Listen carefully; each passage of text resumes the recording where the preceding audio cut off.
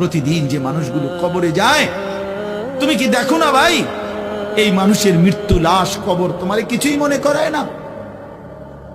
জলজ্জান্ত যে মানুষটা তোমার আমার চোখের সামনে হাঁটতো, চলতো, ফিরতো, খাইতো, ঘুমাইতো, দোকান করতো, বাজার করতো, কত কথা বলতো, আজ এত মানুষ জানাজায় উপস্থিত, কতজন কত কথা বলতেছে, কিন্তু খাটিয়ার ওই লাশ, সে তো আর কথা বলে না।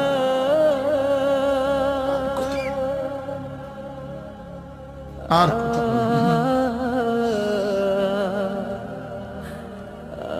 আমি তো আমার বাবার লাশ দেখছি, আমার বাপ সারা জীবন দেখতাম,